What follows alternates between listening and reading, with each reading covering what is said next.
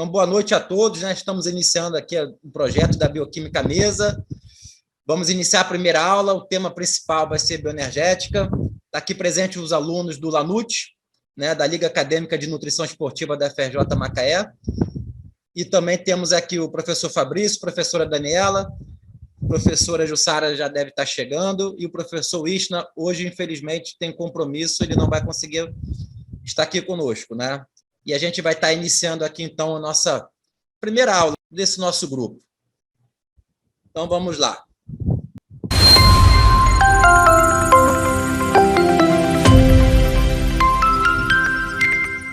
Então, para quem está nos assistindo aí no nosso YouTube, nosso Instagram, siga a gente, curta a página, compartilhe, que aqui tem muito material de qualidade.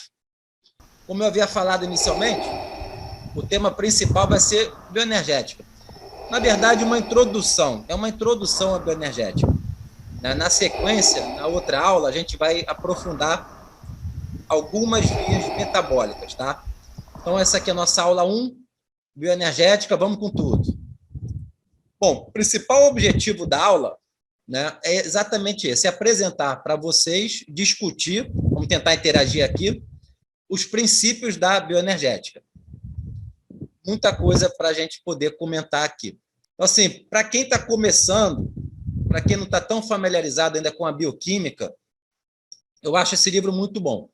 Eu tenho esse livro, eu já li o livro, comecei por ele, lá quando eu fiz a minha graduação em nutrição. Então, é Bioquímica Ilustrada. Não sei se todo mundo conhece, mas o nome já diz, é ilustrado. Ele é bem simples, ele é fácil, tem mais ou menos umas 550 páginas, não precisa ler todo, tem alguns capítulos mais interessantes para a gente. Então, a 7ª edição de 2018 ele já está traduzido. Quando você gostar da coisa, da bioquímica, esse livro vai ficar um pouquinho obsoleto. Ele não vai te responder tudo. Já vai te ajudar muito, mas não vai te responder tudo quem realmente gostar do tema. Tá? A gente não precisa saber tudo, detalhe do detalhe da enzima, longe disso, longe disso. Mas tem gente que gosta. E aí você tem vários livros, né, em bioquímica para você poder adquirir, comprar, às vezes já tem em casa, em PDF baixado. Estou mostrando um, que é referência também, que é o Leninger. Então, do seu lado direito, tem o Leninger na última versão dele. É a 8ª edição de 2021, saiu agora em janeiro de 2021, em plena pandemia. Esse eu ainda não vi traduzido. Do seu lado esquerdo é a última versão traduzida, tá? 2018 é a 7ª edição. Então, um livro referência de cabeceira, é um investimento. Se você puder ter PDF, comprar, com certeza vale muito a pena, você vai usar bastante ele na sua vida. Bom, e aí dentro dessa aula remota que a gente vai tentar interagir, eu estou mostrando, é um vídeo, como se fosse um aquário, né? Peixinho para lá, peixinho para cá, todo mundo em harmonia, não tem nenhum peixinho comendo ninguém, está tudo em harmonia. E aí vem a pergunta, os seres vivos estão em equilíbrio com a natureza? É uma introdução da bioenergética. Os seres vivos estão em equilíbrio com a natureza? É sim ou não? Eu vou passar aqui um slide, dentro aqui da minha brincadeira, tem o nomezinho de todo mundo aqui, dos 12 alunos. E eu vou sortear a dupla que vai responder. Se os seres vivos estão em equilíbrio com a natureza. Vamos lá? Fabrício, quando você mandar parar, eu paro.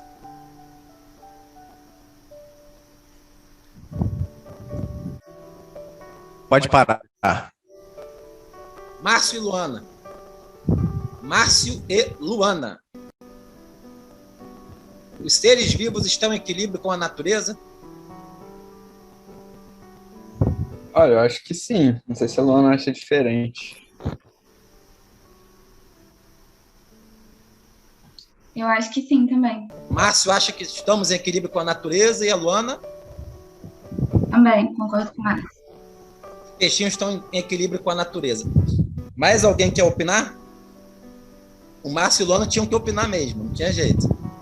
Mais alguém quer opinar? Eu não vou dar a resposta Thiago, agora. Aqui é o Lucas. Eu também acho que está em equilíbrio. Show. Beleza, Lucas. Eu até saí logo do slide porque me trava um pouco. Eu já vi que quando tem um videozinho, animação, o meu rosto fica mais travado. Então, já passei o slide. Daqui a pouco eu respondo. Na verdade, vocês vão responder para mim. Continuando a questão da bioenergética, uma questão até mais filosófica, para a gente pensar mesmo, sair da caixinha, tentar tirar vocês aí da homeostase. Qual é a estrutura mais complexa? A gente está vendo 2 castelos de carta, que são frágeis, né? Castelo de carta é frágil. Qual é a estrutura mais complexa ali? Do lado direito tem pouquinha carta ou do lado esquerdo, que o castelo é um pouco maior? A mais complexa, qual seria? Do lado esquerdo, né? Do lado esquerdo é mais complexo. Tiago, não estou entendendo nada. O que isso tem a ver com bioenergética? A gente vai chegar lá. O lado esquerdo é uma estrutura mais complexa. Uma outra pergunta na sequência. Se eu soprasse, qual é a estrutura mais estável? Estável. Quem provavelmente fica em pé? Se eu soprar ali. Eu Da acho direita. Menor. A menor. Com certeza, dá para imaginar. Bateu um vento ali, a menor fica em pé. Vamos continuar. Então, isso aqui é uma pequena conclusão, gente. Uma pequena conclusão até o momento. Estruturas menores, como esse castelo de carta, estrutura pequena, menos complexa, então, menos organizada, menos complexa, com menor grau de organização, são mais estáveis. É isso? Frisa isso na cabeça de vocês. Se quiser, até escreve. Porque essa informação vai ser importante para entender o ser vivo, inclusive. E a pergunta inicial. Estrutura menor, menos complexa, com menor grau de organização, é mais estável. Estável. Fica lá, ela fica paradinha. O que vocês estão vendo agora aqui, nesse slide? Um átomo, uma molécula, no caso é a glicose, um tecido já, um coração, músculo cardíaco, e um ser humano inteiro, complexo. Então, a mesma pergunta inicial. Qual é a estrutura mais complexa agora? O ser humano? O ser humano é o mais complexo. Com certeza, porque o grau de organização dele é muito elevado. Qual é a estrutura mais estável? Lembra da cartinha anterior? Quem era mais estável? Era o castelão ou o castelo pequeno? Seria o átomo, né? O átomo menor. Ou não? Correto, Otávio, Márcio, correto. O átomo é mais estável do que o corpo humano do Tiago complexo. Igualzinho o castelo de carta. O que isso tem a ver com ser vivo? E vamos chegar lá. Então, só reforçando, estruturas pequenas como o átomo, são estáveis. Estruturas grandes, complexas, muito grau de organização. O Tiago é feito de carboidrato, de proteína, de lipídio, de ácido nucleico, um monte de molécula, um monte de glicose, e não é aleatório, não. É um grau de organização absurdo para formar o Tiago. É um grau de organização absurdo para formar o Lucas, para formar o Márcio, para formar a Luma, Luana, seja quem for. Olha vocês no espelho. Vocês são estruturas altamente complexas, altamente organizadas enquanto corpo humano, porém são instáveis. Porque o estável é a coisinha pequenininha. O átomo é muito estável.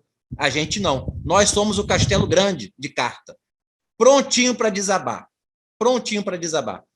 O castelinho de carta pequenininho, ele fica lá, estável, como o átomo é.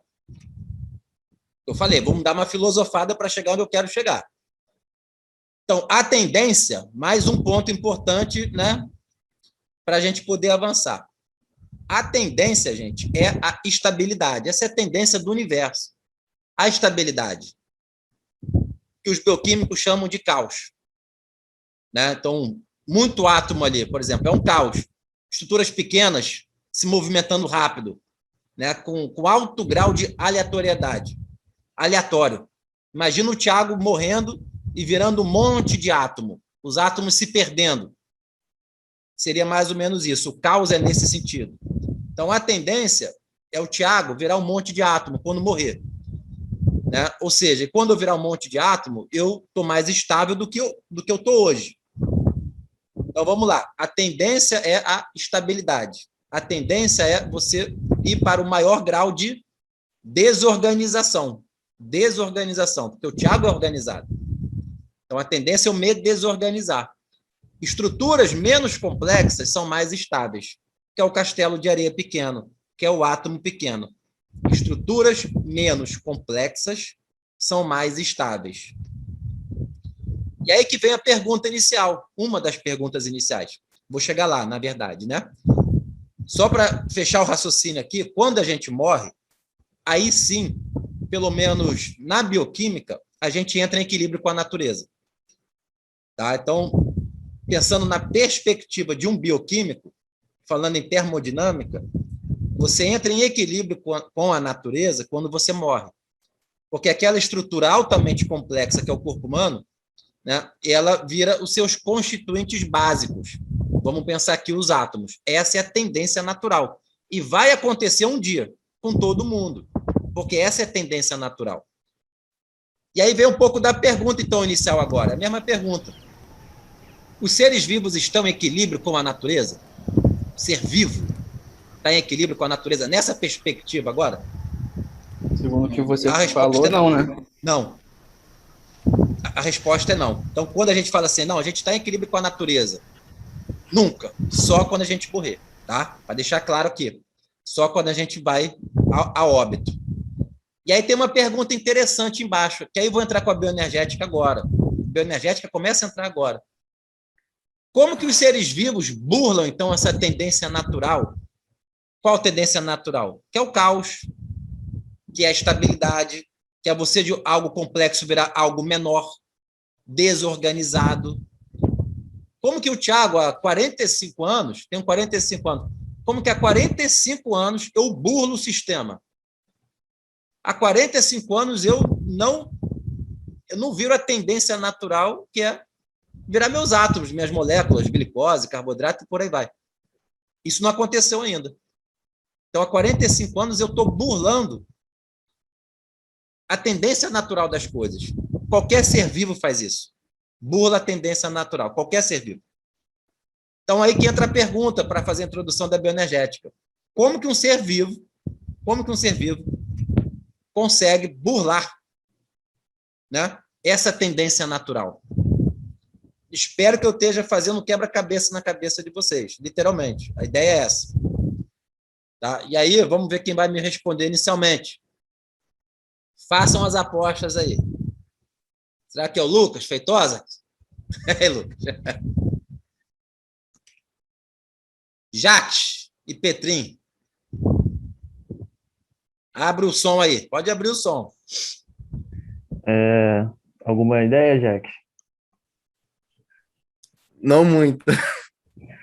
Bom, quando você tocou nesse assunto, a primeira coisa que veio na cabeça seria algo em relação à adaptação, evolução. Tá frio. Meio que nesse sentido. Jacques, alguma coisa vai ter que sair daí, Jacques. Vamos lá. Tô achando mais complexo que o corpo do ser humano isso. Não é não? O que pode estar acontecendo aí com o ser vivo para te manter vivo? Para manter você vivo, organizado como você é. Essa estrutura que o Jacques tem é única, não tem outra. O que você faz todo dia, que contribui para você não vir a falecer? Bom, eu respiro, eu me alimento.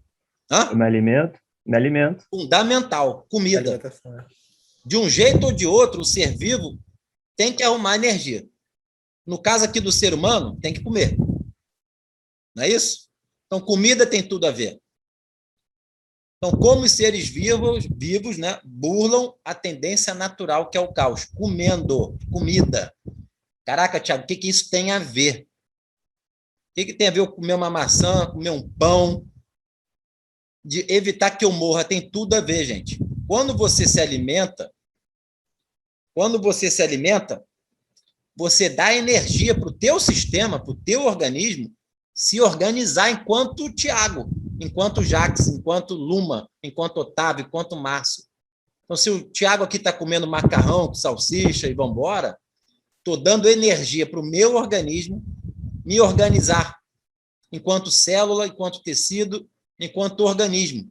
Organização. É o castelo grande de areia, de carta, né? O castelo grande, que é uma estrutura mais organizada, mas é instável pra caramba. Qualquer sopro eu caio. No caso, sopro aí é a analogia quando eu morrer. Então, dá uma lida do que está escrito lá no slide. Ao comermos, conseguimos reorganizar o nosso sistema, que é o corpo humano. Burlando, de certa forma, pelo menos momentaneamente, a tendência que é a desorganização. É o castelo grande de areia ou de carta indo abaixo. A gente está conseguindo burlar, dando energia para o sistema. Nada sai de graça. De certa forma, estamos aí, então, no momento anabólico. A gente tem diversas vias metabólicas, que, a grosso modo, bem a grosso modo, dá para subdividir. Uma via metabólica pode ser anabólica, de construção, ou anabólica, ou catabólica, melhor dizendo, onde você está ali degradando as coisas, em geral, para gerar energia. Tá? Então, nesse momento que você está se alimentando, você está no momento anabólico, né? Você está consumindo esse alimento que vai te dar energia essa sob a forma de ATP, que vai conseguir organizar o teu sistema, o corpo humano que é complexo. Ficou um pouco mais claro?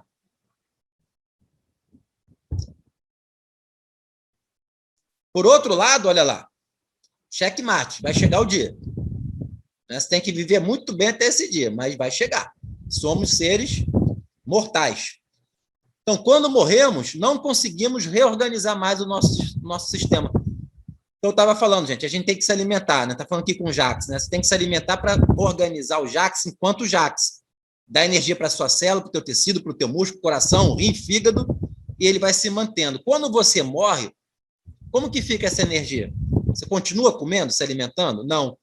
Então, em algum momento, as suas células começam a falhar, a necrosar, entrar em apoptose. Célula, tecido, o organismo como um todo. Não vai ficar viável. E quando você não fica viável, você começa a entrar em decomposição, e vamos embora, daqui a pouco é osso, é cinza. Você está entrando em equilíbrio com a natureza. É o castelo de carta grande virando um castelinho pequeno. É uma estrutura altamente organizada virando uma estrutura desorganizada. Essa é a tendência natural. Então, quando a gente morre, não conseguimos, está escrito ali no slide. Quando morremos, não conseguimos reorganizar mais o nosso sistema. Entramos em equilíbrio com a natureza. Então, é meio filosófico, tá? Mas acho que é o pontapé inicial. A gente não está em equilíbrio com a natureza, graças a Deus. Até aqui. Alguma dúvida? Por enquanto tá tranquilo, professor. Tranquilo para entender essa geringonça toda aí? Já tinham escutado algo parecido? Deu para viajar na maionese junto?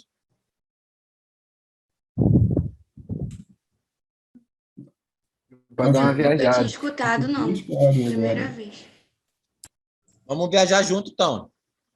Bom, se vocês entenderam tudo, essa aqui é uma pergunta simples.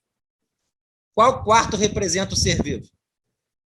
O número 1, quarto todo bonitinho da sua irmã?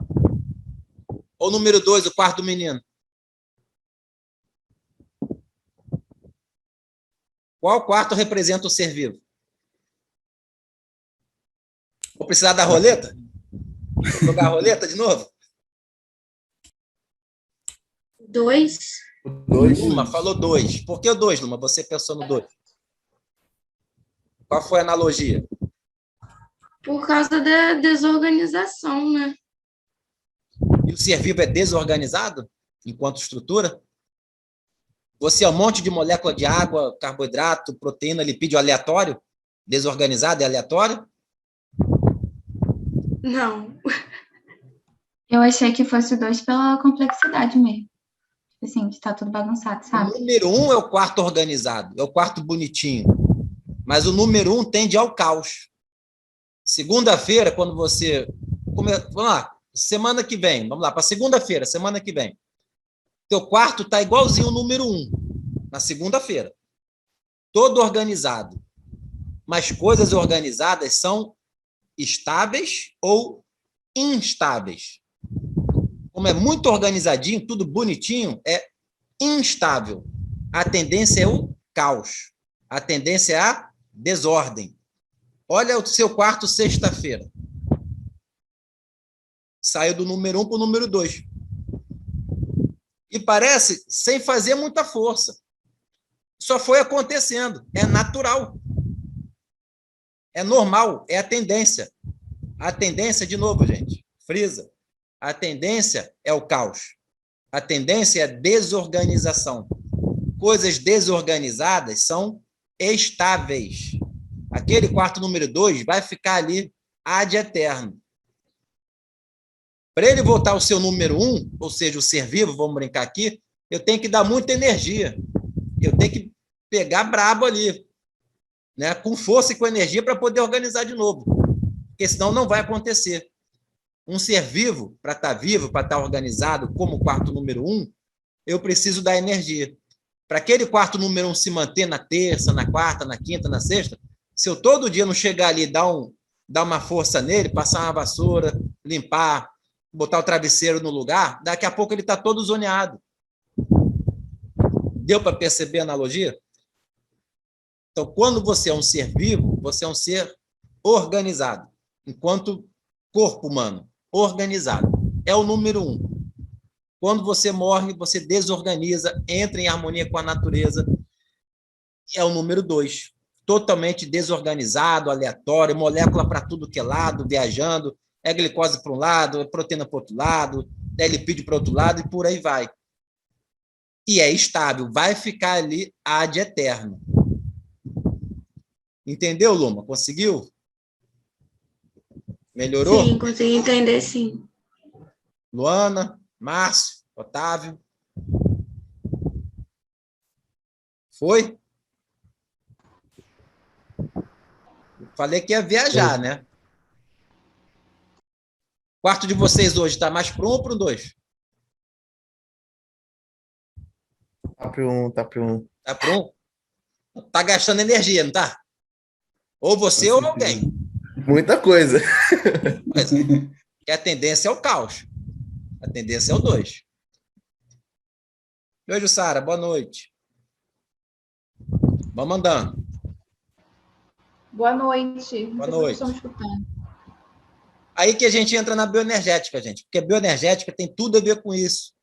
É a questão da alimentação, do nutriente, virando energia para te manter vivo. Para manter você organizado enquanto estrutura bioenergética. Né? Uma maneira simples de falar sobre ela é exatamente isso. É a conversão do nutriente que você está consumindo, normalmente na forma do alimento, né? Como que ele vai virar energia no teu corpo. Pode virar da maneira A, B ou C. Mas essa conversão, que pode ser de N maneiras, isso é bioenergética. Teu corpo humano, nem precisa ser o corpo humano, acho que serve para qualquer ser vivo. Tá? A conversão do nutriente em energia, correto? Tem tudo a ver com o que eu acabei de filosofar até agora, para manter seu corpo organizado, manter você vivo, viável, enquanto estrutura. Então, tá aqui, pulando aqui para o lado da nutrição esportiva, a gente pensa logo em exercício físico. Né? Então, preciso me alimentar, obviamente, com os alimentos do dia a dia, dentre outras coisas, para contração muscular durante minha atividade física, o que você está vendo ali. Uma unidade motora, né, e o músculo contraindo. Mas serve para tudo, tudo dessa vida. Qualquer gradiente eletroquímico da sua célula, coração batendo, impulso nervoso, cabelo crescendo, taxa metabólica basal, qualquer coisa vai precisar de energia. Você vai precisar se alimentar. Né? Tem gente aí que de vez em quando aparece na rede social, fala que vive do sol, ou da lua, não sei. Não tem como. Né? Somos seres heterotróficos, tem que consumir, em algum momento vai ter que consumir alimento. Também não dá para só comer papel, pedra, que também às vezes aparece. Vive de papel e pedra, não dá. Não tem enzima para digerir isso, também não vai virar ATP, não. Então, gente, pensando em bioenergética, esse ciclozinho que você está vendo aí no lado esquerdo é muito importante entender, muito importante. Ele é muito simples no conceito. O que você está vendo ali? É um ciclo que não para. A todo momento você tem uma molécula de ATP, trifosfato de adenosina, conhecida por todo mundo, e ela está sendo convertida em ADP, olha lá, ADP, difosfato de adenosina. Durante essa conversão, o ATP virando ADP, que vem a contração muscular, que vem a captação de glicose, que vem seu coração batendo, vem impulso nervoso, vem tudo. Tudo que você tem que fazer para se manter vivo. Consciente ou inconsciente, não depende da sua vontade. Então, a todo momento você está precisando. Tá? É a tal das 1.500 calorias que você gasta de metabolismo basal, dependendo do seu tamanho, estrutura, das 2.000 calorias ao longo do dia, das 300 calorias do crossfit, está tudo ali. É um ciclo que não para. Você dormindo ou acordado, ele está funcionando. E depois, você pode ver também no seu lado esquerdo, o ADP sendo convertido novamente em ATP. Aí o ciclo fecha. Esse ciclo pode estar aqui rodando devagarzinho, vamos pensar assim, devagarzinho, quando você está dormindo, ele pode estar rodando aceleradão, quando você está na esteira, lá na academia, correndo a 12, 15 por hora. Então, a velocidade do ciclo pode estar alterada. E é claro que é tecido específico. Quando eu corro na esteira, aquele ciclo vai dar muito acelerado no músculo esquelético que estiver sendo solicitado.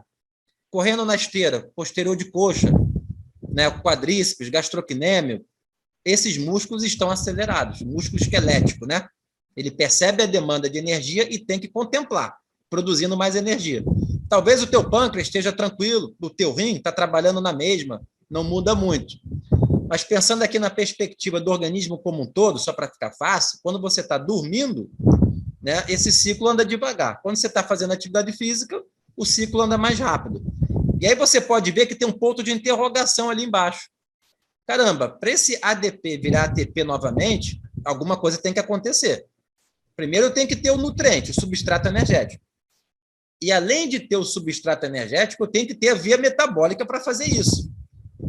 E o substrato energético e a via metabólica, eu ainda não citei aqui quais são. Só estou citando que precisa. Quais são?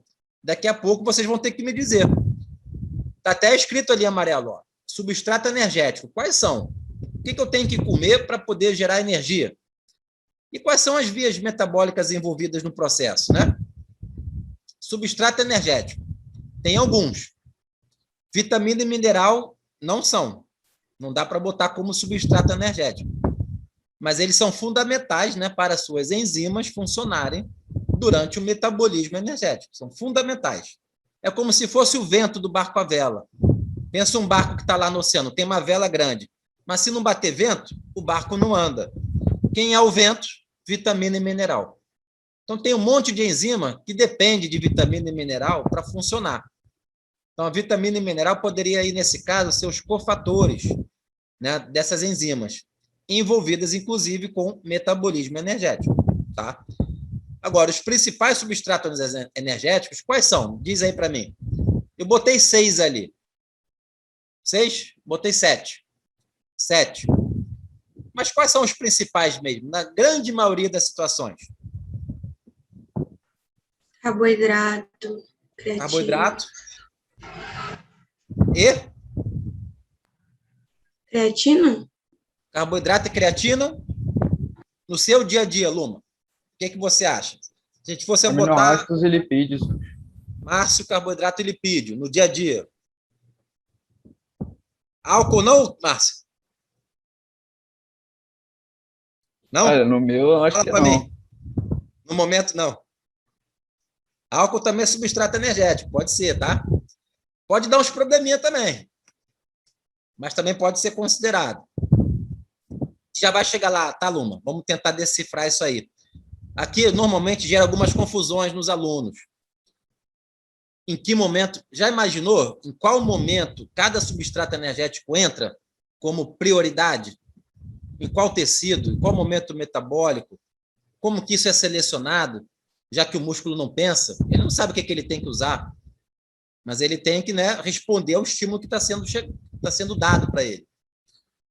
Então, os dois principais, gente, como o Márcio falou, vou concordar com ele nesse momento. Em linhas gerais, carboidrato e lipídio. Carboidrato e lipídio, em linhas gerais, são os dois substratos energéticos principais no ser humano para a gente conseguir obter o quê? Energia. Obter energia. A creatina, num momento muito específico, né? De um exercício de explosão, quando você tem que dar aquele tiro para pegar o ônibus lá para a FRJ Macaé, se você perder o Polo Ajuda, já era, né? Vai ficar mais 1 hora esperando. 1 hora esperando, não tem como esperar mais 1 hora. Então, você tem que dar aquele tiro. Você estava lá na cantina, acabando de tomar o refresco, quando você vê o ônibus pintando lá. E aí ele para, porque normalmente está cheio de aluno para pegar. Aluno, professor, está todo mundo lá, no ponto. E aí você tem 2 opções, ou acaba o seu sanduíche e espera mais 1 hora, ou você sai correndo. Se a opção for sair correndo, você vai usar muita creatina. Sistema creatina fosfato, que é um sistema que, por característica, consegue gerar muita energia em curto espaço de tempo. Tá? Então, isso a gente vai ver melhor nas outras aulas também, beleza? Mas anota aí, então, quem está anotando, os substratos energéticos principais, carboidrato e lipídio, mas temos ali álcool, temos lactato, temos aminoácido. Pô, aminoácido vira energia também? Ou eu botei ali como pegadinha? Pegadinha ou... Vira também. Quem falou aí? Eu não consegui ver. Márcio? Isso, foi eu que falei. Pode virar energia também, gente, tá? Aminoácido pode virar energia também, sem problema algum. Não é o carro-chefe, mas pode sim. Corpos cetônicos. Em que momento o teu corpo tem... Isso que é o mais interessante, que não tem como explorar tudo aqui nessa aula, é curta, é uma apresentação inicial. Mas para vocês perceberem, o mais interessante é você saber qual substrato ali é preferencialmente utilizado em qual tecido e qual momento metabólico. É no exercício? É no repouso? É no estado alimentado? É no jejum? É durante o estresse? É, não é? Muita coisa envolvida. Depois, quem quiser saber mais, obviamente, também é muito interessante saber o detalhe. Como que é selecionado isso? Como que é regulado? Como que o meu corpo produz corpos cetônicos? Como que o meu corpo produz glicose, mesmo se eu não estou comendo glicose? Como que eu degrado lipídio? Qual é o detalhe disso? Isso também é muito legal. E a gente vai conseguir aprofundar ao longo das outras aulas. Nesse momento aqui, visão geral. Tá? Então, por exemplo, corpos cetônicos. O que vocês poderiam me dizer em relação a corpos cetônicos e numa aula de bioenergética? Seria no caso de restrição de carboidrato por muito tempo, né? Restrição de carboidrato por muito tempo. Pode até ser um jejum completo. Poderia até ser um jejum completo também. Então, quando os níveis de insulina, na realidade, estão baixos, o nível de insulina está baixo, e aí pensando na alimentação, carboidrato é o principal estimulador, você consegue produzir corpos cetônicos. Um jejum completo também, quando você está sem acesso à comida, né? Pensa aí na Primeira Guerra Mundial, Segunda Guerra Mundial, Titanic, um náufrago, o cara que está lá na ilha deserta, o cara que não tem condição nenhuma financeira de comprar nada, tá? Não é só aquele cara que está fazendo uma dieta cetogênica, por exemplo. Então, como adaptação fisiológica de privação de alimento, não só carboidrato, mas alimento, uma adaptação do seu corpo é produzir corpos cetônicos. Por uma série de questões que não tem como explorar muito agora. Vamos continuando, tá? Então, dieta cetogênica também, já diz o nome, produz corpos cetônicos, porque está restringindo carboidrato. Tanta aplicação aqui, cara. Tanta aplicação da bioquímica básica. Olha só que legal, você entender a bioquímica básica. Como que acontece a síntese dos corpos cetônicos? Onde que é o fígado, no caso? Por que acontece? Como que é a via metabólica regulada? Onde que entra a dieta aí? Por que a dieta cetogênica, com esse nome, o carboidrato está baixo? Mas se aumentar a proteína, deixa de ser cetogênica. Porque você não vai mais produzir corpos cetônicos se a proteína estiver elevada. E por aí vai. Então, a bioquímica básica realmente ajuda a gente compreender muito, não ajuda a compreender tudo, né? Mas ajuda bastante quando a gente chegar lá na parte da clínica, seja em exame laboratorial, ou seja nessas dietas mirabolantes, para a gente poder botar a cabeça para funcionar. Então, eu falei dos substratos energéticos, não foi? Carboidrato, proteína, lipídio, corpos cetônicos, eventualmente um etanol. O lactato eu botei ali, mas o lactato é oriundo do carboidrato, tá? Poderia botar ali como dentro do guarda-chuva carboidrato. Mas eu falei do substrato energético. Mas para esse substrato energético virar energia, eu preciso da via metabólica responsável por isso. E aí eu estou brincando aqui com vocês, o jogo da forca. Quais são essas vias metabólicas aí que são capazes de gerar energia para a gente? Elas têm nome. Eu queria saber o nome de algumas delas. Quem me ajuda aí? Nome de via metabólica para gerar ATP, para gerar energia para a gente. Eu já comi o macarrão, eu já digeri o macarrão, já absorvi glicose. Já caiu na corrente sanguínea, está chegando na célula. Eu quero saber o que a célula faz com essa glicose, faz com lipídio, faz com a proteína, faz com a creatina. Qual é a via metabólica para gerar essa energia a partir desses substratos energéticos? Alguém sabe algum nome de alguma via?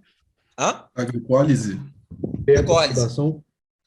Glicólise é uma. Você falou outra também. Não, eu falei beta-oxidação. Beta-oxidação, está correto. Beta-oxidação está correto.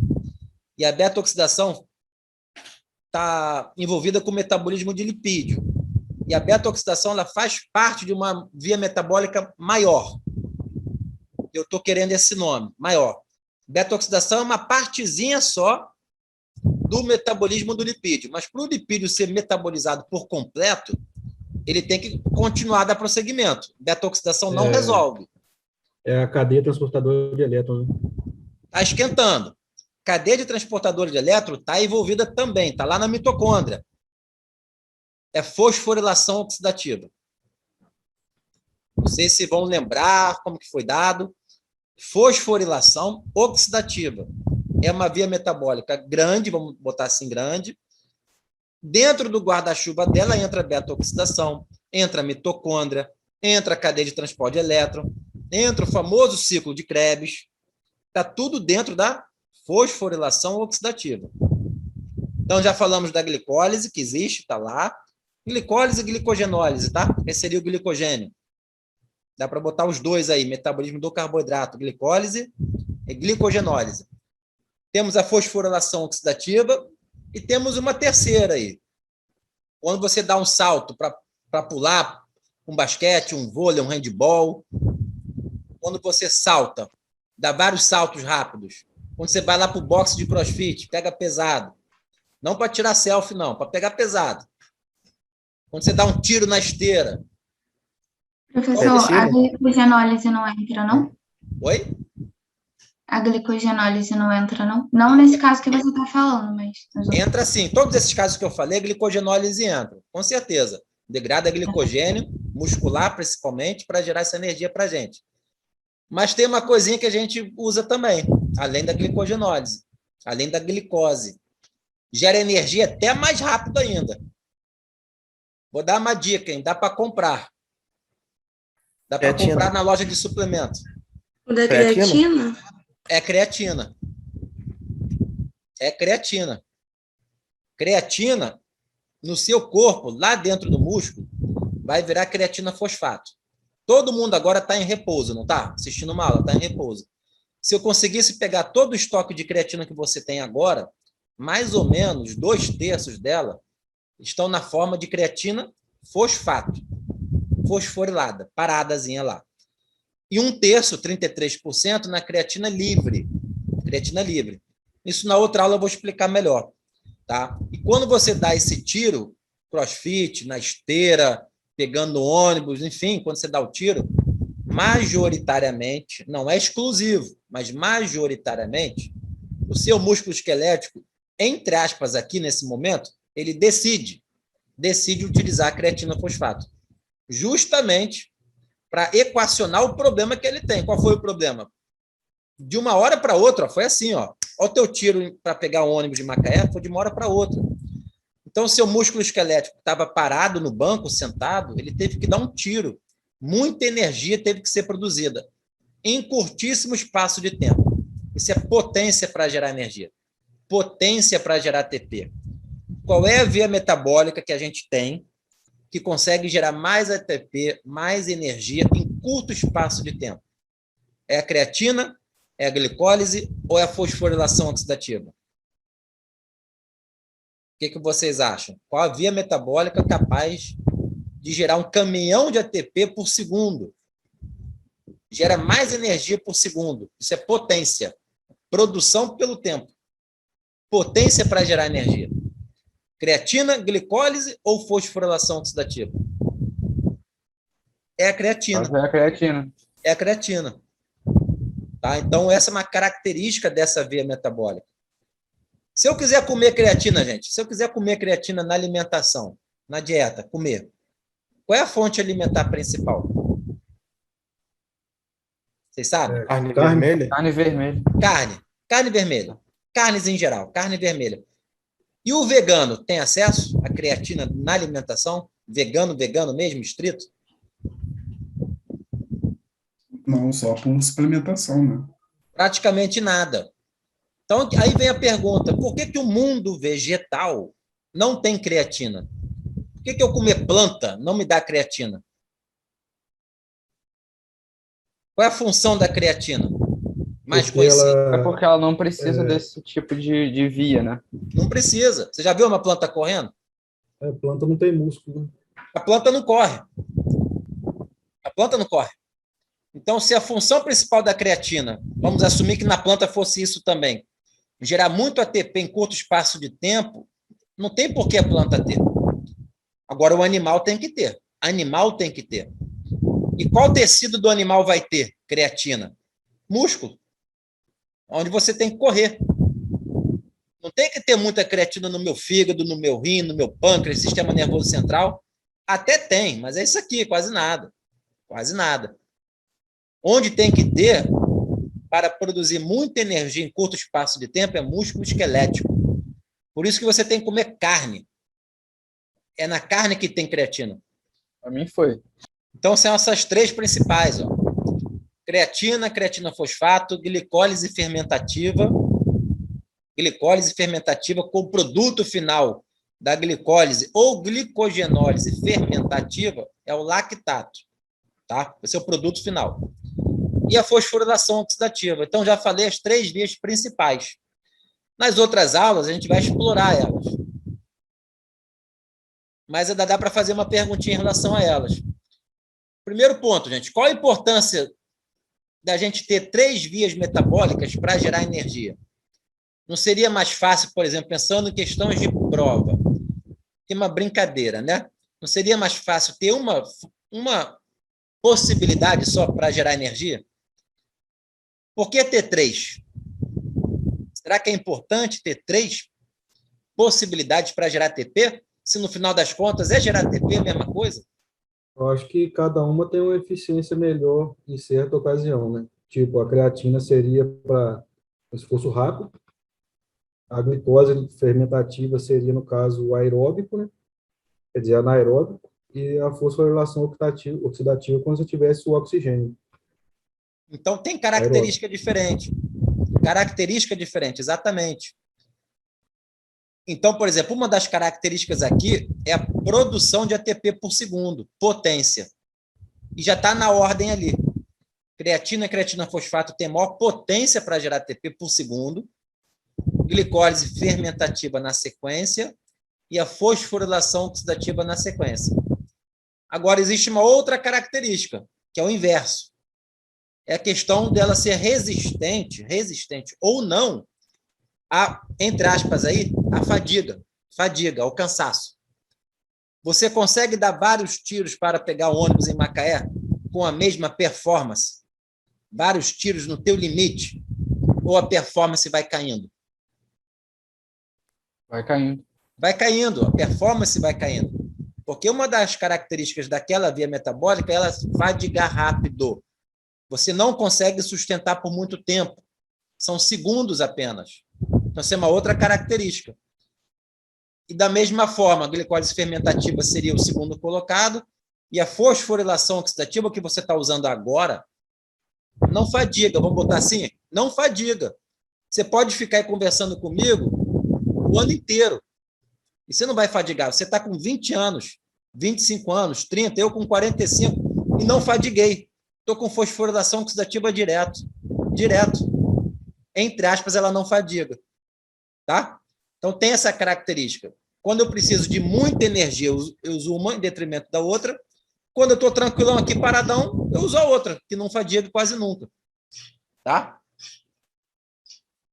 Alguma dúvida? 3 grandes vias metabólicas, tem um monte de substrato energético que pode entrar nelas, e elas têm características diferentes. A questão da fadiga e a questão da geração de ATP em curto espaço de tempo ou não, que é a potência. Olha lá, só para ficar mais claro, tá vendo? Olha o guepardo lá correndo. O que ele deve estar usando agora, lá quando ele está correndo? Creatina fosfato, com certeza. Glicogênio, com certeza também. O guepardo consegue ficar ali horas? Minutos? Não, não consegue não. Daqui a pouco ele para. Ele dá um tiro ali de 100 metros e acabou. Ele cansa, não dá para sustentar. E olha ali a lesma, o caracol. Aqui na analogia está fazendo fosforilação oxidativa, bem devagarzinho. Mas vai ficar ali a vida inteira também. O que a gente tem que fazer agora? Vou começar com os meninos, hein? Agora, menino contra menina. Olha lá no slide, tá menino primeiro. O que você está vendo ali? Você tem 3 colunas. Creatina, creatina fosfato, a glicólise e a fosforilação oxidativa. São as 3 vias metabólicas que a gente conhece, as principais. Creatina, creatina fosfato, glicólise e fosforilação oxidativa. São as vias metabólicas. Do outro lado ali eu tenho o quê? Os substratos energéticos, que tem que entrar na via metabólica para gerar ATP. Carboidrato, corpos cetônicos, lipídio, álcool, creatina, lactato e aminoácido. A gente só tem que correlacionar as colunas. E você pode botar um substrato em mais de uma casinha. Você pode pegar, sei lá, glicose e botar nas 3 casas. Isso não tem problema. Eu quero saber primeiro aí dos meninos como que fica essa ordem. O que a gente vai botar na coluna da creatina fosfato? O que a gente vai botar na coluna da glicólise ou glicogenólise, tanto faz? E o que a gente vai botar na coluna da fosforilação oxidativa? Deu para entender? Correlacionar a coluna, o substrato energético, com a via metabólica que degrada ele. Se virem aí, vocês têm 30 segundos. Se quiser registrar, pode até registrar lá no chat. Vou falar alguns aí, a galera completa aí. Vamos lá, vamos começar pela creatina fosfato ali. A coluna da creatina fosfato. Aminoácido e creatina, acho que vai nessa, né? Eu botaria isso também. Também. Aminoácido e creatina, consenso? Isso. Sim. Da glicólise, entra o quê? Carboidrato. Carboidrato. Lactato. E eu acho que álcool também, não sei. Quem falou álcool aí? Eu, Otávio. Otávio. Não tenho certeza, não. Mas vai botar ou não? É prova. Não bota, não. Tá, então temos creatina fosfato, tem a creatina e aminoácido. Na coluna da glicólise temos carboidrato e lactato. E a fosforilação oxidativa? Corpos cetônicos, lipídio. Eu acho que botaria tudo, menos a creatina. Tudo menos a creatina. Vocês Concordo. que mandam. E as meninas? Da creatina, acho que fica aminoácido e creatina, né? É por sua conta e risco. Não sei. Eu não sei as meninas. A segunda, carboidrato. Gente, mas É meio confuso, né? Fica meio baralhado, não fica? eu acho que colocaria álcool, mas eu fico na dúvida. Na glicólise? Glicólise, entra carboidrato e álcool. Eu também estou na dúvida entre álcool, porque anteriormente você falou que pode gerar energia também, né? Todos são substratos energéticos. Agora, qual das vias?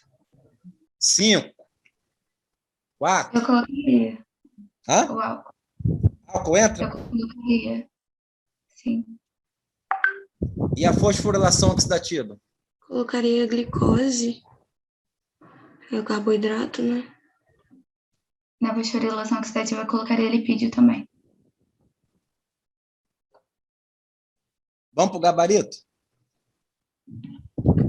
Você veja, gente, eu tenho certeza, essa aula sempre dá muita dúvida. Na presencial, remoto, onde for. E para qualquer nível, tá? Também dou aula para pós-graduação, sempre dá um monte de dúvida. Creatina, creatina fosfato. A via metabólica. Só creatina. Não tem aminoácido. Você não vai ver aminoácido nenhum ali. E já adianto que creatina não é aminoácido, tá? Creatina não é aminoácido. Creatina não é um tripeptídeo, como você pode ver em site, em blog. Nada disso. A aula que vem você vai saber o que é creatina. Mas não é aminoácido, nem tripeptídeo, nem 3 aminoácidos juntos, nada disso. E não entra ali. Glicólise. Só carboidrato. Só carboidrato, só glicose. Se fosse glicogenólise, o glicogênio. Ah, o lactato, Thiago. Não, o lactato não entra ali. Ele é até produzido ali. Mas se o lactato tiver que gerar energia, vai ter que ser na fosforilação oxidativa.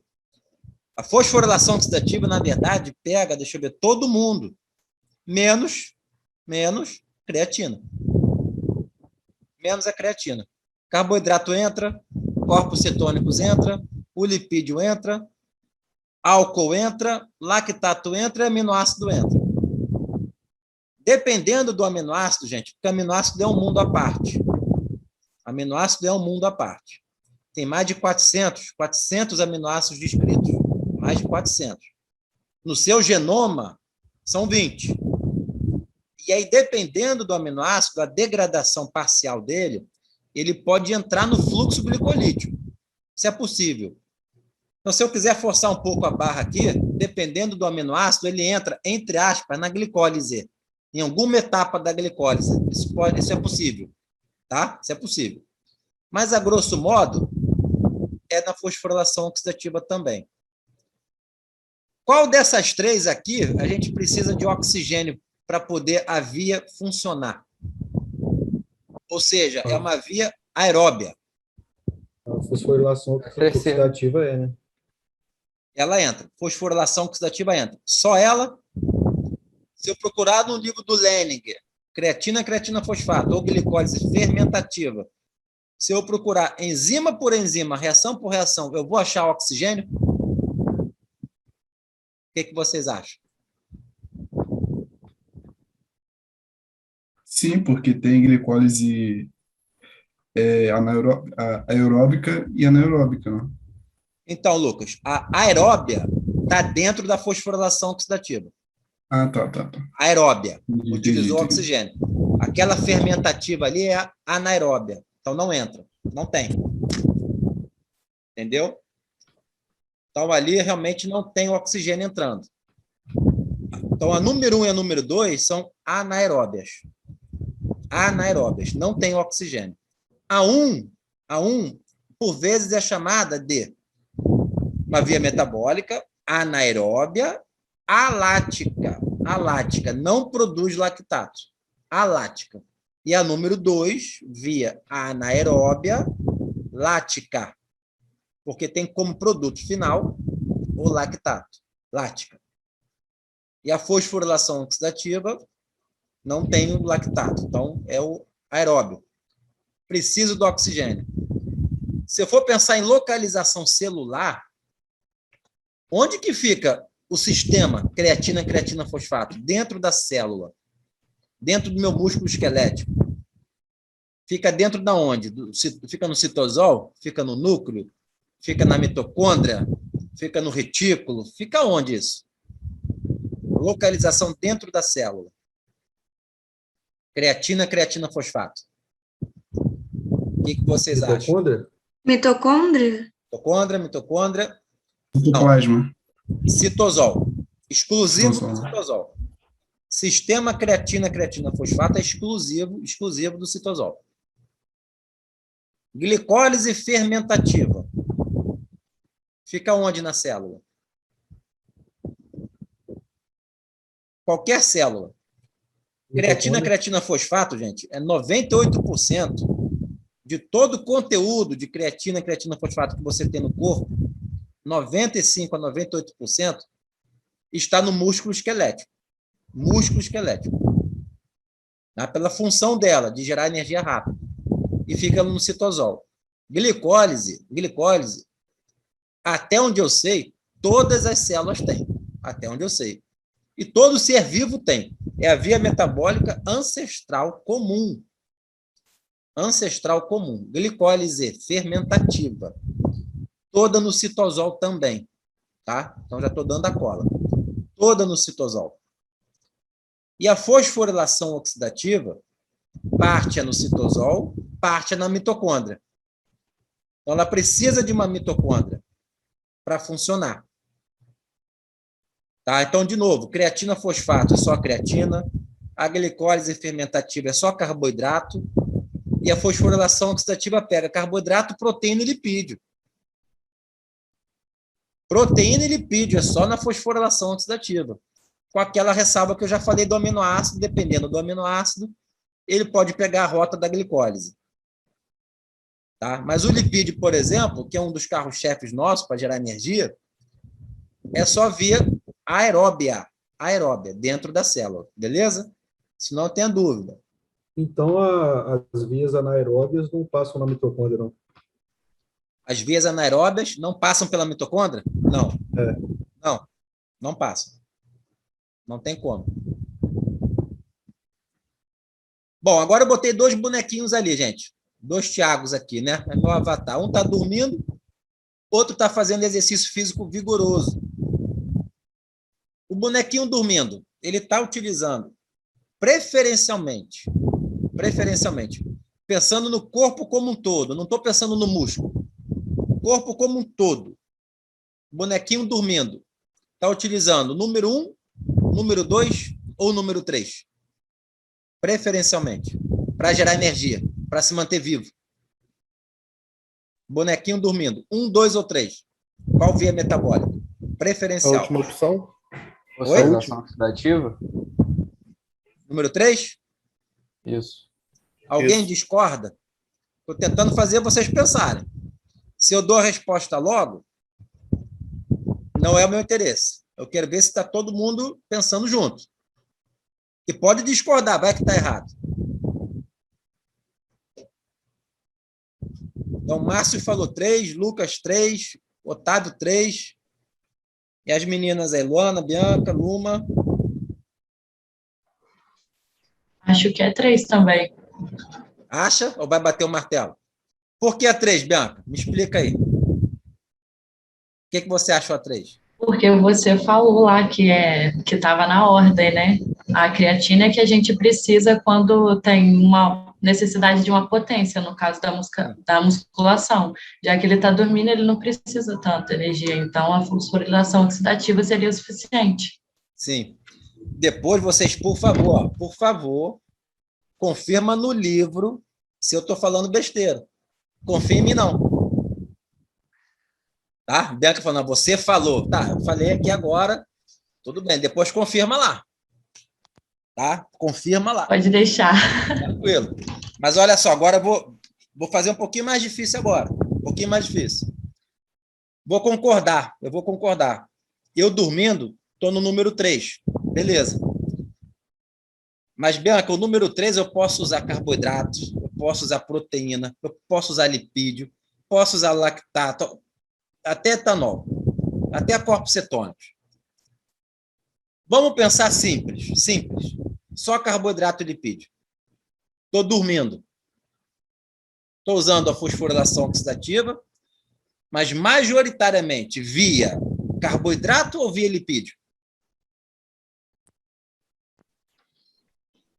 Então, dá para dissecar. Dentro da fosforilação mas seria oxidativa, carboidrato? Carboidrato ou lipídio? Majoritariamente, o corpo como um todo. Se eu botasse lá um ergospirômetro, né? Dá para avaliar isso. Uma calorimetria indireta. Carbo. 1-0 para o carbo. Márcio? Carbolipídio, Márcio. Acho que carboidrato também. Luana, carboidrato, 2-0. Lipídio?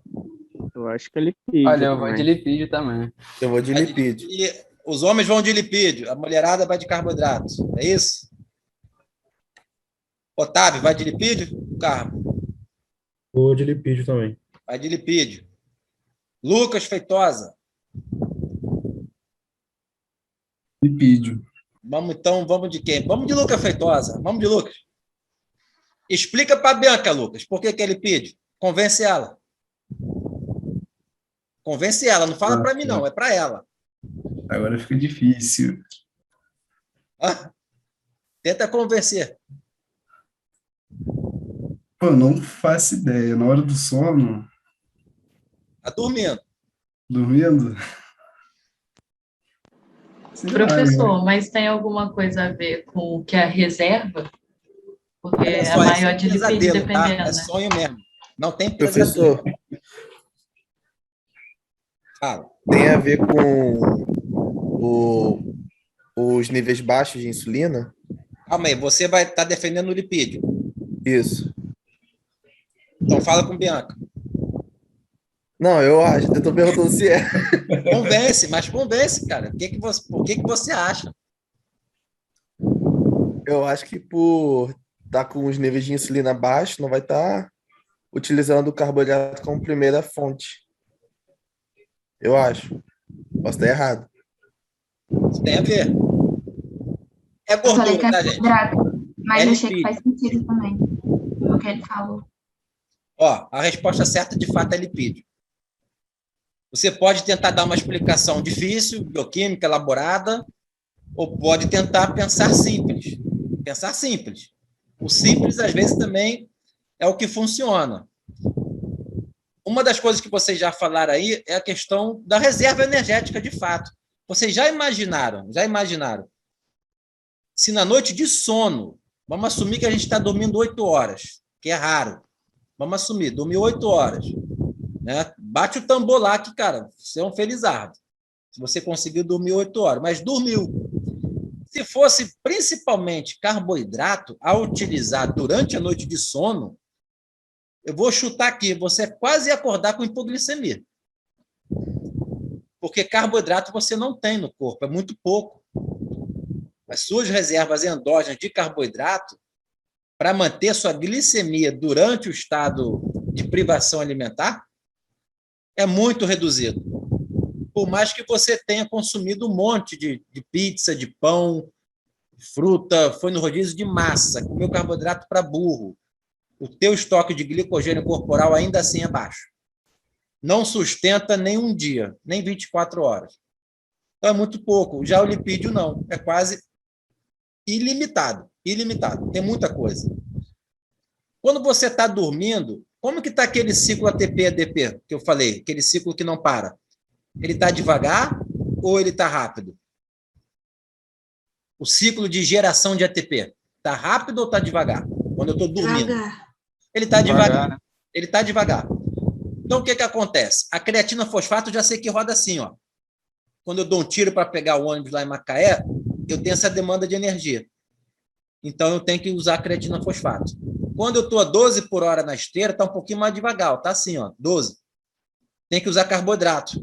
Agora eu estou dormindo, ó, está assim, ó, está devagarzão, bem devagar.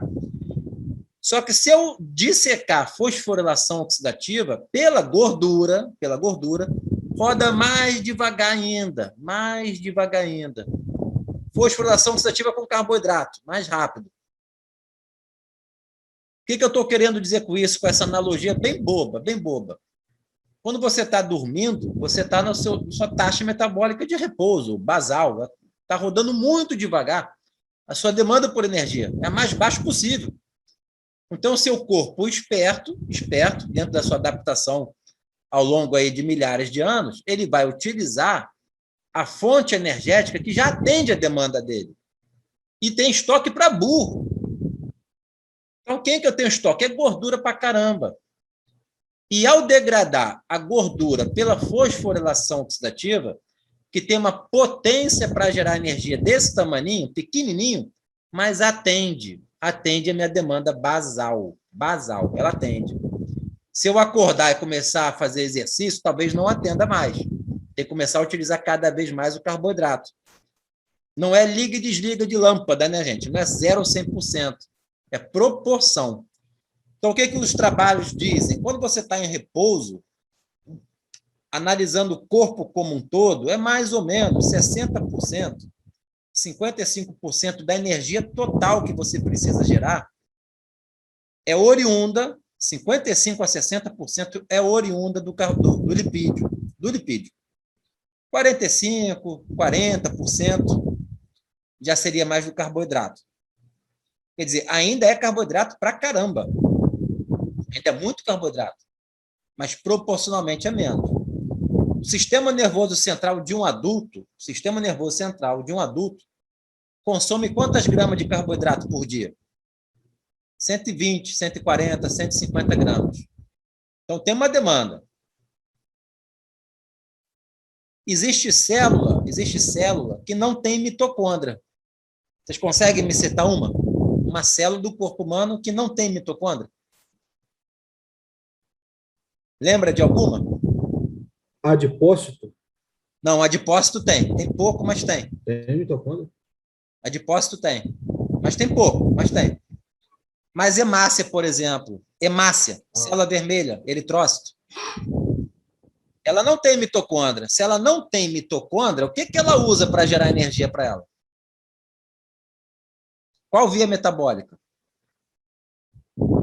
A número 1, a 2 ou a 3? Ela não tem mitocôndria. É, 2. A 2. Porque a 3, que é a fosforilação oxidativa, precisa de mitocôndria. E uma hemácia não tem mitocôndria. Então, ela só vai usar 1 a 2. Só que a 1 precisa ter creatina, e lá também não tem. Então, é carboidrato. Então, você tem uma demanda todo santo dia por carboidrato. Todo santo dia. Hemácia não se adapta. Ela precisa de carboidrato todo dia. Sistema nervoso central pode até se adaptar. Vai consumir um pouco mais de corpos cetônicos. Beleza. Mas, ainda assim, ele vai precisar de carboidrato também. Também. Nunca deixa de utilizar. Só diminui a demanda. Diminui a demanda. Tá? Então, você precisa do carboidrato. Glicólise. Mas um cidadão que não está em dieta cetogênica, nada disso, paradão, é 60-40 mais ou menos. 60 lipídio, 40 carboidrato. Faz sentido do que eu expliquei? Pelo menos tem lógica de ser 60-40 você parado, dormindo. Tem muito mais reserva de lipídio, principalmente para as meninas, né, que optaram pelo carboidrato. Citaram que seria o carboidrato dormindo. Deu para convencer, Luana, Bianca? O Jacques já consegue explicar, Jacques, para a Bianca? Agora é melhor, né? Melhor, né? Gente, quando a gente consegue explicar, isso fortalece o teu conhecimento. Se você conseguir explicar para alguém o que você está pensando, imaginando, com certeza você sabe o que está falando. Você sabe o que está falando. Você está conseguindo explicar, passar a informação. Depois dá uma confirmada também. Tem uma coisa que os dois grandes momentos que você utiliza mais carboidrato do que lipídio, pensando de novo, o corpo como um todo, tem dois grandes momentos. Um deles você já falou, é o exercício físico, a atividade física. Comecei a fazer exercício, estou aumentando a velocidade da esteira. De 10 foi para 12, de 12 foi para 15. Está difícil para caramba. Tenho que produzir muito ATP em curto espaço de tempo. Olha o ATP, ADP, aquele ciclo. Começou a acelerar. Estou a 15 por hora na esteira. Muito rápido. Eu tenho que usar fosforilação oxidativa? Sim, vou usar. A partir do carboidrato, principalmente. Vou usar glicólise fermentativa? Vou. E se eu der um tiro a 18 por hora ou a 20 por hora, eu vou usar creatina.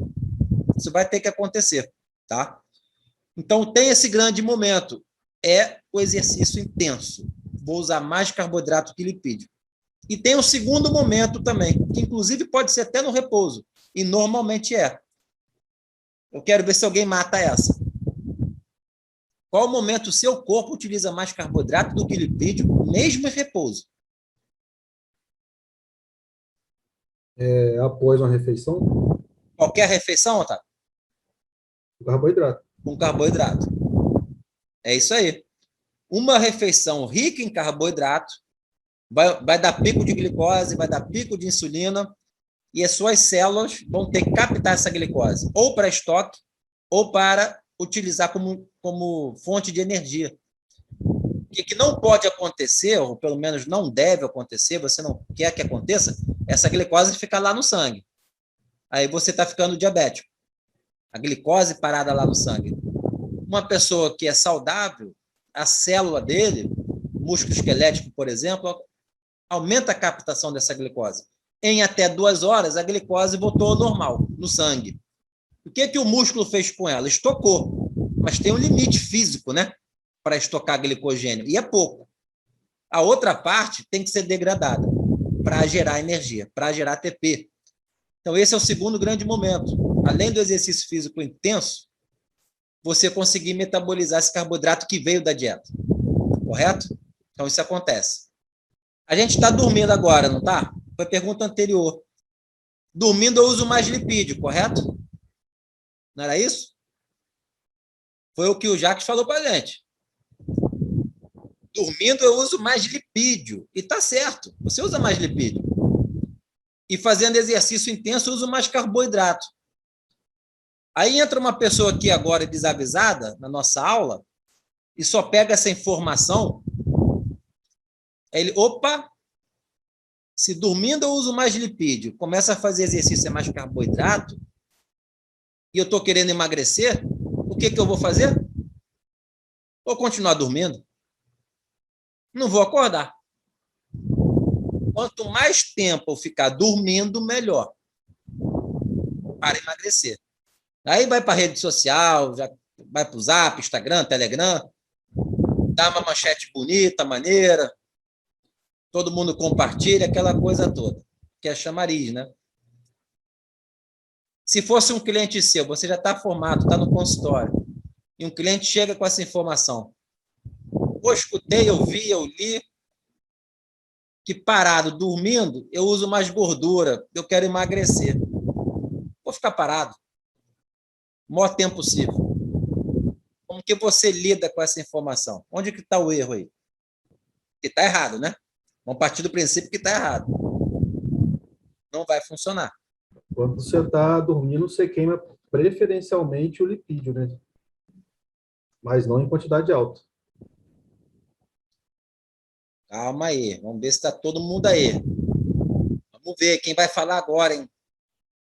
Pode ser repeteco, hein? Não tem problema não. Pode repetir. Lucas Feitosa, Paulo. Lucas Feitosa. Lucas Feitosa e Paulo.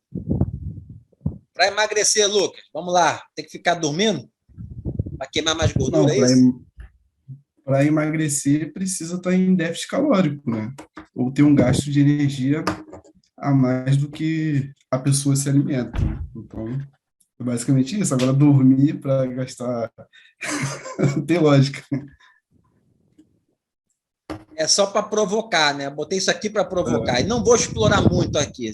É uma outra aula inteira só disso.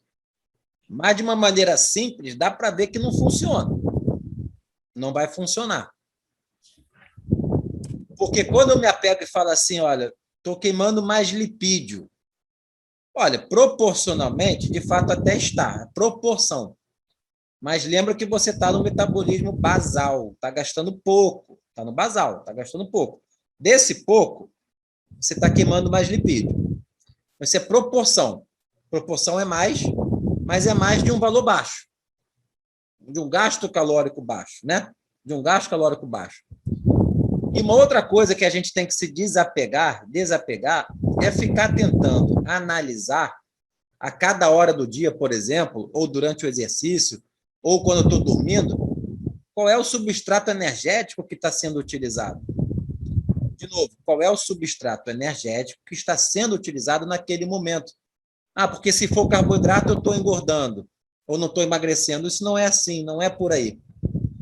Então, por exemplo, quando você comeu macarrão, vocês acabaram de me falar, o meu corpo como um todo vai utilizar mais carboidrato como fonte de energia, porque eu comi o macarrão.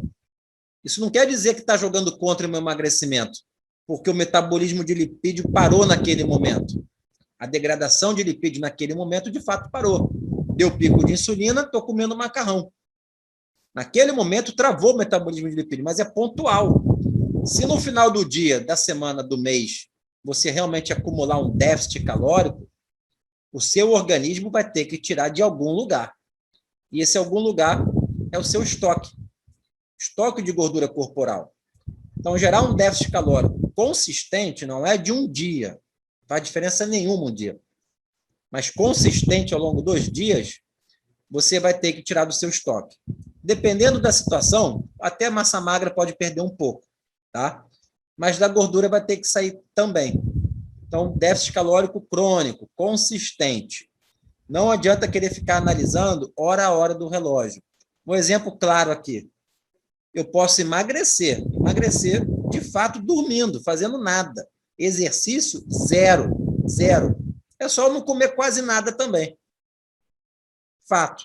Se eu não comer quase nada, mesmo que eu esteja gastando pouco, se eu tiver um déficit calórico consistente e crônico, eu vou emagrecer. Olha o outro lado da balança agora. Estou fazendo exercício para burro.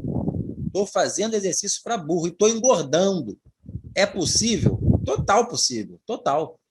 Você está indo para a academia, faz 1 hora de spinning, mais meia hora de musculação, sei lá o quê, mas depois não sai do McDonald's. Não sai do McDonald's. Haja caloria. Você está indo para a academia, mas está com um superávit energético elevado, bem elevado e crônico. Você vai engordar fazendo exercício. E do outro lado, você estava emagrecendo sedentário. Totalmente possível. Você pode engordar, gente, comendo a cada 3 horas. Você pode emagrecer comendo a cada 3 horas. Você pode engordar fazendo qualquer jejum intermitente que você queira. Você pode emagrecer fazendo qualquer jejum intermitente que você queira. E por aí vai. O déficit calórico ou superávit energético conta muito. Se é uma outra aula, tem N variáveis aí, com certeza. Mas isso conta, tem que contar, né? Então, isso aqui é uma brincadeira, na verdade. Pô, eu estou dormindo, estou queimando mais gordura. Proporcionalmente, sim. Mas é pouco. E não adianta querer ficar olhando se eu estou queimando gordura ou carboidrato agora, sentado conversando com vocês. Se eu estou algum tempo sem comer, é mais lipídio. Agora, e daí? Não faz diferença nenhuma. Se eu comer um pão e vir para a sala aqui com vocês, agora é mais carboidrato. E daí? Também não está fazendo diferença nenhuma. Eu tenho que ver, no mínimo, numa janela de 24 horas, ver se eu estou acumulando algum déficit calórico, ou superávit, né, no caso, e de forma crônica, para ver se a minha composição corporal muda em algum momento. Tá? Então, não adianta ficar assim, olhando hora a hora. Agora eu vou tomar Coca-Cola, agora eu vou engordar porque eu pico de insulina. Depois eu vou ficar em jejum 3, 4 horas. Então, naquele momento, estou emagrecendo. Cara, não é assim. O metabolismo é muito dinâmico e versátil para você pensar muito dentro da caixa. Nessa forma aí de fisiologia de boteco. Literalmente, é fisiologia de boteco. Não é assim que funciona. Então, aqui é uma brincadeira mesmo. Você fica realmente dormindo, queimando mais gordura do que fazendo exercício, proporcionalmente, nem valor absoluto às vezes, mas proporcionalmente. E mesmo que for em valor absoluto, isso não faz diferença nenhuma, porque o gasto calórico é pouco. E fazendo exercício, o gasto calórico aumenta. E criar esse déficit calórico que é importante. Foi? Pode discordar, tá, gente? Eu adoro que discorde. Quando a gente discorda que a gente, né, pô, cara, você não tinha pensado nisso. Aí você vai lá e evolui. Tá? Então, pode discordar sem problema nenhum. E eu deixo uma pergunta ali. O que é bioenergética, né? Pelo menos essa introdução, falando de metabolismo, de carboidrato, proteína, lipídio, o que isso tem a ver com nutricionista esportivo? Tem tudo a ver. Tem tudo a ver. Esse é o primeiro tijolo. Não adianta eu chegar aqui e jogar um monte de informação que você tem que comer carboidrato na maratona, no triatlon, e a quantidade de carboidrato é essa, e tem que ser esse carboidrato ou aquele outro, por conta disso, daquilo, caramba. Você pega aquela informação, ou você aceita, ou não aceita, mas sem argumento nenhum, porque você não tem o alicerce, você não tem a base ali, você não tem a bioquímica ali para te ajudar. né? A bioquímica tem que ajudar. Enfim, então, quem puder ter a disponibilidade de começar a ler um pouquinho mais aprofundado a bioquímica e tirar dúvida aqui com a gente, só vai estar te ajudando, né? Então, fica a dica aí, tentar pegar qualquer livro que você já tenha de bioquímica. Começa na bioenergética. Via metabólica por via metabólica, compartimentalizado. Depois a gente junta essas vias metabólicas, porque na prática elas são integradas. Não existe glicólise ali no Pedro. Não existe beta-oxidação do Otávio. Não existe, sei lá, fosforilação oxidativa da Lumbo. Existe um mapa metabólico integrado, sempre. Ele não para, está sempre integrado. É isso que a gente tem que entender, o integrado. Mas para integrar, eu tenho que saber o passo a passo primeiro. Depois daquela viajada na integração metabólica, que é a parte mais interessante, na verdade. Então, era isso que eu queria passar hoje, gente. Falamos, então, da introdução da bioenergética, já deu uma explanação nível geral, macro. Aí, na próxima aula, vamos falar um pouco mais da creatina fosfato e explorar um pouco melhor essa glicólise fermentativa, tentando trazer para a prática também. Mas nem tudo também dá para trazer assim para a prática direto, tudo é prática. Você tem que ver pelo menos uma vez na vida o que é uma glicólise, de ponta a ponta, uma vez na vida. Depois você joga para a prática. Mas uma vez, cara, ele me mostrou. A glicólise é isso aqui, não é um bicho de 7 cabeças. Faz sentido, né? A via faz sentido. Entender como que ela é regulada, qual o momento metabólico, qual tecido, enfim. Vamos explorar um pouquinho mais na quinta-feira, às 8 horas. Eu acho que está de bom tamanho. Se alguém quiser falar alguma coisa, alguma dúvida final. Não sei se Jussara ainda está aí, Daniela, se quiser falar alguma coisa também final, o Fabrício já falou. E os alunos, tá? Senão, eu finalizo. É que eu já estou lá na prática, já do consultório, né? Do paciente que te procura para emagrecer, inclusive, né? Que pratica atividade física. Mas aí é uma outra discussão aí que a gente pode levar em consideração, né? Inclusive em relação ao déficit calórico, puxando a sardinha um pouco para a parte intestinal, que a gente é o que a gente come, digere, né? Absorve, metaboliza, elimina. Então não é só déficit calórico, é muito mais do que isso. Eu até estou com um artigo aqui dizendo sobre o horário que você come, que interfere também na questão de obesidade, risco cardiometabólico. A gente pode discutir mais para frente aí, que também tem uma relação com o horário, né? Ciclo circadiano, essas coisas todas, né? Crononutrição. A digestão, então, isso tudo, a parte hormonal. Mas aí já estou pensando mais na prática. Não, sim, com certeza, mas que é o intuito final, né? E no ciclo de estratégias, né? Por que a gente faz uma low carb, uma cetogênica, né? O porquê daquilo, tudo mais. Show de bola. Tem muita lenha aí para queimar. Mais alguém? Nada? Então, beleza, gente. Então, quinta-feira estamos aí de novo. Até 8 horas, tá? Então, boa noite aí para todo mundo. Obrigado.